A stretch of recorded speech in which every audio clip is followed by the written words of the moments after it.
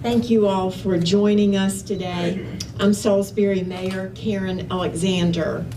Before we hear from Livingstone College President Dr. Anthony Davis and then Head of Criminal Investigations, Captain P.J. Smith, I want to reiterate that Livingstone College has the full support of our council, of our city staff, and most importantly, the Salisbury Police Department. There is nothing more important than the safety of our community and especially our young people. Our prayers continue for Livingstone College family and our community as a whole. So now we'll hear from Dr. Anthony Davis. Thank you.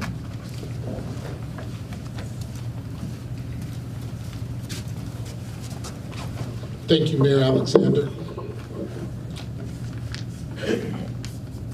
6 days, 23 hours. 6 days, 23 hours. That's the span of time where Livingstone College executed homecoming activities safely and without incident. Unfortunately, we experienced what so many other communities have experienced, an act of gun violence. What was an intergenerational gathering on our campus attended by our alumni, students, faculty, staff, and friends of our community was hijacked by a senseless, selfish act that robbed our students, our alumni, and their families of a great homecoming experience. Please know we are working cooperatively with our local law enforcement agencies, and our prayer is that those who are responsible for this act of violence and terror on our campus will be prosecuted to the full extent of the law, swiftly and decisively.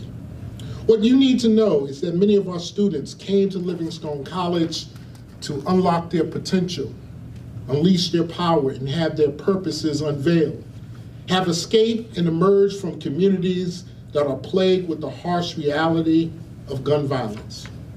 Make no mistake about it, these are the true victims. The act and images of Saturday night will be embedded in the minds of those who witnessed it in the days and weeks to come.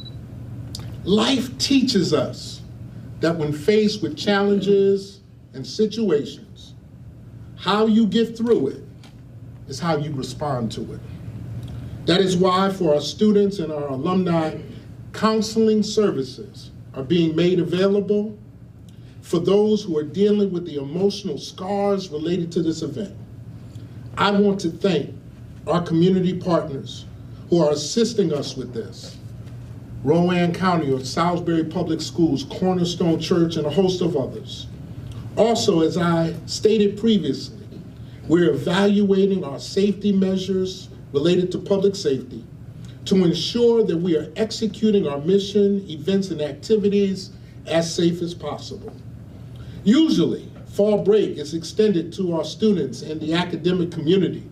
However, in light of this unfortunate incident, the entire campus will take advantage of our previously scheduled fall break that will afford our community with the space to reflect and reset so that Monday morning, we will return to the campus renewed and ready to execute our mission, a mission too critical to abandon and too important to take for granted. This incident will not delay us. This incident will not distract us. This incident will not deny us. Also on Monday, when we return, I've invited to the college public safety experts who will be joining us. Mr. Ronell Higgins, Associate Vice President for Public Safety and Community Engagement with Yale University, will be coming to our campus. He'll be joined by Chief David Perry, the retired past president of the International Association of College Law Enforcement Administrators, the leading authority in campus public safety. Livingstone College is committed to getting it right. We are committed to creating the safest living, learning, and working environment for the entire campus community, which is an ever-evolving endeavor. Our prayers go out to those who are dealing with the mental trauma and the physical trauma related to this event.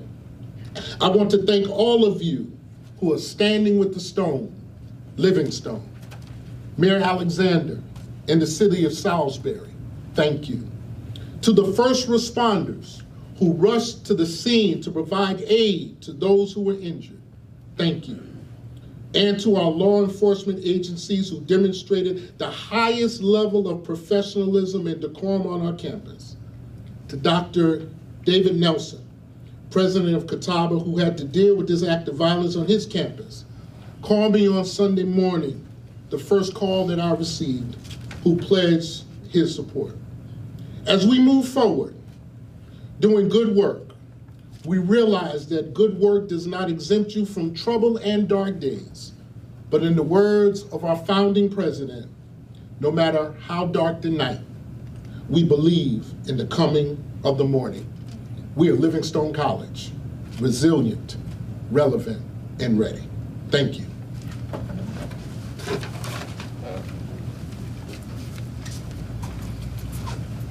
Good afternoon. I'm Captain Smith. Before I begin, I just want to remind everybody this is an ongoing investigation. I'll try to answer a few questions that I can, but not any questions that would jeopardize the investigation that's currently still ongoing. During the incident, we discovered two male gunshot victims that were later transported to Novant Health Presbyterian Medical Center in Charlotte. In addition, a third victim, after we got there, was identified, a female that suffered a superficial wound to the neck area. She approached investigators after the investigation had started and the scene was secure. She had already had a Band-Aid on her neck, sorry. She was offered additional medical attention, but we do not know if she received additional medical attention at that time or later, though we offered it. None of the gunshot victims sustained life-threatening injuries. Because this is an ongoing active investigation, we are not releasing names of victims to protect the investigation. However, we have made an arrest in this case. To my right, you see Talib Latrell Kelly, age 21, of Salisbury. He was one of the male victims that was involved. He was a victim that was shot and also identified as a shooter. Mr. Kelly is not a Livingstone student. Like I said, he is from Salisbury. He is currently still being treated at Presbyterian Hospital in Charlotte.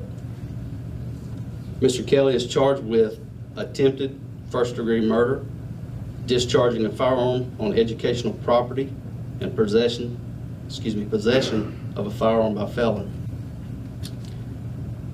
After we secured the scene Saturday night, we were confident that there was no immediate threat to the campus or community based on what we knew at the time. Our investigation has since revealed that there are additional suspects that we are looking to identify. Therefore, we ask for public assistance. Suppose you have video of this incident. In this case, we urge you to private message the Salisbury, North Carolina Police Department Facebook page, or you can email the Rowan Regional Crime Information Center at rrcic@salisburync.gov. The Crime Center will be funneling all information to Criminal Investigations Division. In addition, if you would like, you can call the Criminal Investigations Division directly at 704-216-5262. The Salisbury Police Department would like to thank the following agencies that assisted during the incident. First and foremost, Livingstone Campus Police and Security. In addition to that, we'd like to thank the North Carolina State Bureau of Investigation, the Rowan County Sheriff's Office, North Carolina ALE, the State Highway Patrol, Charlotte-Mecklenburg Police Department, East Spencer Police Department, China Grove Police Department, Salisbury Fire Department, Rowan Emergency Services, and Rowan Emergency Medical Services. I'll take just a few questions, but do realize this is an active investigation, so I'm limited in what I can and cannot answer. What were the security measures like there on the night that this happened? What did people have to go through? Metal detectors, pat-downs? What can you tell us about that? It was an outdoor event, and to gain access, it was an outdoor event. It was much after the football game, so they had to come through the main gate. Because it was an outdoor event, we went to our standard protocol. Our protocol was to have 6 officers. We had 7, with the understanding that we would have assistance from Salisbury PD if necessary. Mr. Kelly is listed as one of the victims of this case, but also a suspect, but he apparently did have a gunshot wound to him, I would assume. Is there reason to believe that these additional suspects that you guys are looking for may have been responsible for his gunshot? Yes, there is reason to believe that. We just have not identified those additional suspects. In addition to that, we made a point of mentioning that there have been a number of other incidents. You actually mentioned the Catawba incident yourself. That happened late last year, but there have been, this is the 3rd type of incident where that has caused panic. There was the, I think, the Salisbury High School incident as well that caused a little bit of panic as well. What can you say to people who are nervous about going out in public because of these situations that have been happening in Salisbury? I will reassure the public that though these incidents seem to occur most recent, that overall crime is down, overall violent crime is down, and the Salisbury Police Department puts together measures to address crime in the areas that are needed to be and enforce safety or try to promote safety for those, and it is safe to go out. Do we know the circumstances surrounding the argument that precipitated the gunfire? No. We just know that it resulted in an altercation. What the altercation was about, we do not know. It's ongoing investigation. Had Mr. Kelly had any run-ins with Salisbury PD previously to this encounter? Yes. Can you speak to what those responses were? Just many interactions with the Salisbury Police Department in the past, and I don't have the record in front of me, so I don't want to go on record speaking of what his past was. Is his mugshot from a previous arrest for you guys? This is, yes, it was. Yeah. This was a mugshot from August of this year. We understood, I believe this is right, that 2 students may have been injured just trying to get away once this started. Can anything be said about their conditions? Are they okay, or anything about them? Because of privacy laws, we're not at liberty to share that information. And I'll reiterate that none of the victims had life-threatening injuries.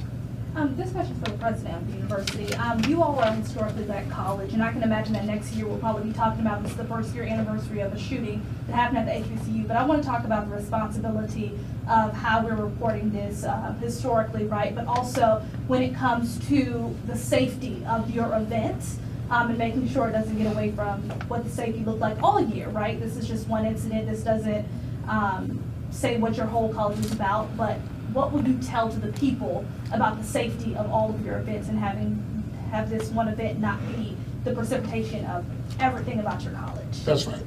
We have to realize that we execute our mission in the city of Salisbury, and we're not immune from incidents of gun violence, no more than a Walmart might be or other places. We will continue executing our mission, but doing so safely. Hindsight is 20/20. If nothing had happened, our protocol of having 7 officers would have been great. But in light of what happened, we have to evaluate it and think about it. But one thing we will not do is close our gates and our doors, because that would be irresponsible. Because Livingstone College is a beacon of hope for many people in the West End community. And so our doors will continue to hang on welcome hinges, but we will make sure that we're able to do that safely. As tragic as disturbing as this event has been, what has it done for the university, the community, and security for your campus? What good has come out of this for you? Well, it gives us an opportunity to evaluate where we are and to think about what we need going forward. The one thing that is also done has demonstrated the power of community. You think about this, I think that this press conference is really unprecedented. Very shortly after an incident like that, you have the mayor, the municipalities coming together to address an issue that impacted our entire community. We're not immune from it, so we have to work together to solve it. Gun violence is real, not only in Salisbury, but across this nation, and we have to come together and lend our collective voices. It has also brought us together as a campus community. You have to think about the resolve of our students who are saying that this won't deny us, this will not derail us. One thing that I will say that it has done is also had partners and friends from outside of Salisbury say, we want to come to Livingstone College and help because we see what you're doing and we agree that your mission is too important to take for granted. Dr. Davis, I know on Sunday, and you spoke to just part of this a minute ago, you were commenting that you hope to see the community get behind Livingstone College and support you. Have you found that to be the case? It is evident by the outpouring of support that we have received, and even if you look around this room, I'm very appreciative because all too often, the images are, well, you know what, that is a shooting and let's ignore it. This community is rallied with Livingstone College to say, you're a part of Salisbury and we are a part of you. Thank you so much. Captain, can you answer one question? I know that sometimes it's difficult to get the community to talk to the police department when they know something. What would you say to the community to encourage them to come forward, even if it's anonymously, if they have information? Any way that they want to give us information, it helps our investigation. If people don't cooperate, don't give us the information they might know, it just makes it harder for us and longer for us to solve the case. So if you're comfortable anonymously, by all means, give us the information and we'll do the work that we have to do to figure out another aspect of unturning that information. Captain, I know you may not be able to answer, but can you say if there were any weapons recovered at the site, at the scene? It is ongoing, so. Dr. Davis, this story has made national news. I think NBC News actually was one that pushed this story out yesterday. So this is going to be a topic of Google searches for Livingstone College. This is going to be something that's going to be coming up for the next little bit. You do not want this incident to define this college. How do you want to do it? How can you go into specifics as to how the recovery out of this? I guess in a sense. I'm going to answer that carefully. Yeah. It shouldn't define Livingstone College. I think we've been in existence for 143 years, producing graduates who compete and contribute in the global society. That's our mission. When these incidents happen, they don't define who you are, but more importantly, what they do is they reveal your resolve, and that's what this will do. Again, and I'm repeating myself, we are resilient, relevant, and ready.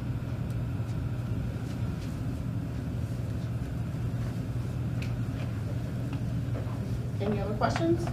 Captain, one last thing. Can you say, it was in the original press release, but just about the idea that you don't perceive that this is a threat to the community, even though there are other suspects who are still at large? Yes, that is correct. It was determined that night with the information that we had that it was the result of an altercation, which ultimately ended the way it did. And we determined then that it was not a threat to the community or the campus any further at that point, and that there's no further threat. And to be clear here, there's no motive that you are aware of? All we know is that an altercation ensued. As far as the motive, we're still investigating. Yes, ma'am. And I apologize if I'm incorrect with this, but I remember you all getting a grant for some corridors of the city right after that incident at Catawba College. Could you tell me how in any way it might be helping in the investigation of this, or any resources, or if any way it's helped the department in any relation to this? So we're still in the beginning stages of the grant, so that actually has not been implemented.